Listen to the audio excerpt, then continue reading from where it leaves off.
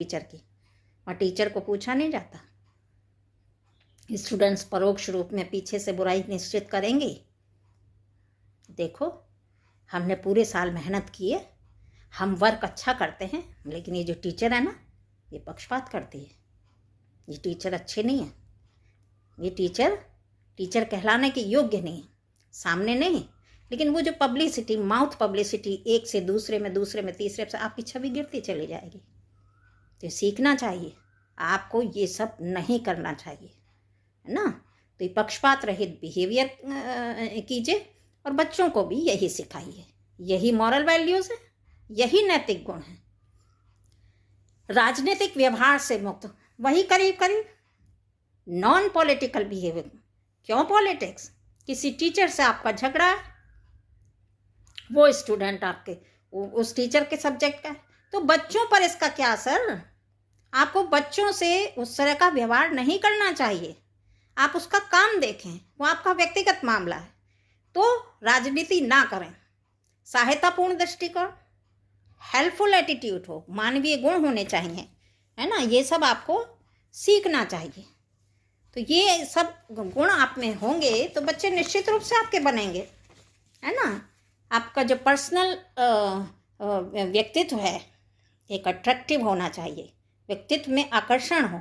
आकर्षण कब होगा? जब आपका अपने सब्जेक्ट पे कमांड होगा, जब आप पक्षपात नहीं करेंगे, जब किसी प्रकार की राजनीति नहीं करेंगे, जब आपकी वॉइस अच्छी होगी, जब बच्चों के साथ आपका अच्छा बिहेवियर होगा ना, जब आप किसी प्रकार की राजनीति नहीं करेंगे, जब किसी प्रकार का आप में विकार नहीं होगा, जब कहीं आपका नकारात्मक एटीट्यूड नहीं होगा, तब आप एक अच्छे टीचर हैं। स्वच्छता बिल्कुल ज़रूरी है ना। संस्कृति का ज्ञान, अपनी कल्चर का आपके नॉलेज होनी चाहिए, आपको ज्ञान हो। संतुलन बिहेवियर, बैलेंस्ड हो। कहीं कुछ बोल दें, कहीं कुछ कह दें, कहीं कुछ पिटाई कर दें, कहीं कुछ भी कह रहे हैं, उसके परिवार को बोल रहे हैं बच्चे के, हैं, या कुछ भी कह नहीं, आपका व्यवहार बैलेंस्ड होना चाहिए। आप संतुलन सीखें।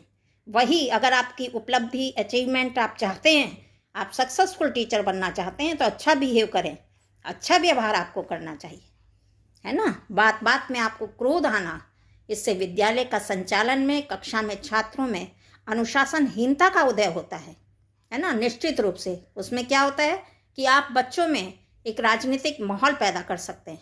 तो बहुत बैलेंस्ड आप रहें।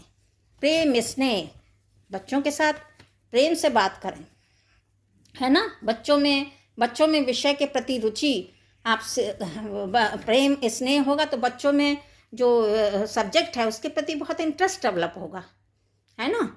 भाषा आपकी शुद्ध होनी चाहिए। भाषा पे कमांड, आप शुद्ध उच्चारण बोलें। बच्चों के ज्ञान के अनुरूप भाषा का प्रयोग कीजिए। क्लिष्ट भाषा का प्रयोग ना करें। आप पढ़ा रहे हैं 8th क्लास, लेकिन आपका क्या है, आपका जो व्यवहार है वो आपका क्या है कि क्लिष्ट भाषा बोल रहे हैं। आप MA के ज्ञान के अकॉर्डिंग बच्चों को ना पढ़ाएं।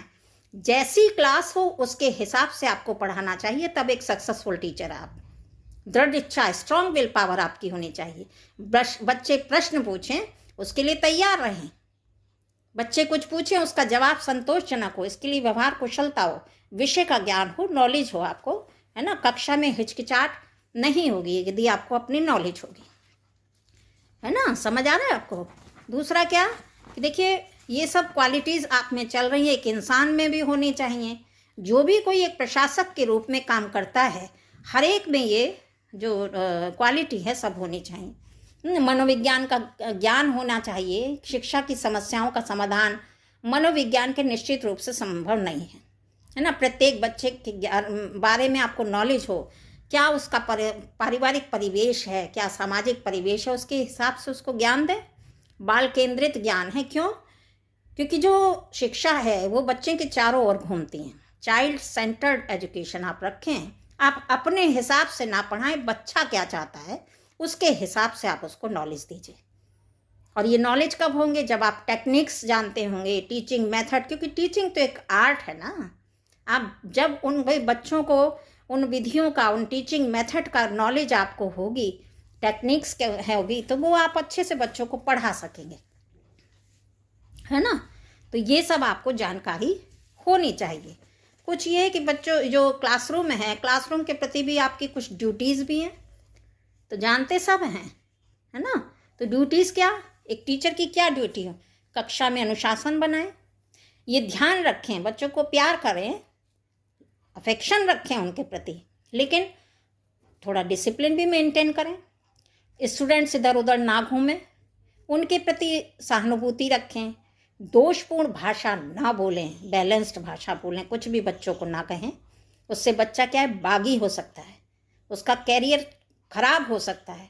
यहीं से शुरुआत है। यदि टीचर ही बच्चों को कुछ भी कहेगा, कुछ भी बोलेगा, तो बच्चे आके जाके अपराधी बन सकते हैं, कुछ भी बन जाएंगे। कक्षा में पारिवारिक समस्याओं की चर्चा ना करें, अपनी फैमिली प्रॉब्लम की चर्चा ना करें, ना बच्चे की फैमिली प्रॉब्लम की। व्यर्थ की बातों में अपना समय नष्ट ना करें, ये भी एक आपकी ड्यूटीज़ है ना। दूसरा क्या है कि प्रभावी शिक्षण अधिगम विधि का प्रयोग करें आप। छात्रों का चारित्रिक विकास होना चाहिए, इस बात पर ध्यान दें। अभिभावक और सामुदायिक संबंध, है ना, गार्जियन और कम्युनिटी के बीच कैसे रिलेशन स्थापित करें, उन्हें बुलाएं, है ना, एक हफ्ते में उनका समय रखें, ये ध्यान दें। छात्रों के कार्यों का मूल्यांकन करें, इवैल्यूएशन ऑफ स्टूडेंट वर्क, जो भी आप पढ़ा रहे हैं उसका असाइनमेंट दें, चेक भी करें। क्लास मैनेजमेंट आपका अच्छा हो, कैसे फर्नीचर लगा है, कैसे बच्चे बैठे हैं, कद के हिसाब से बच्चे लाइन वाइज बैठे हैं कि नहीं बैठे हैं, ये आपको देखना है। विद्यालय के प्रति समर्पण, डेडिकेशन आपका होना चाहिए।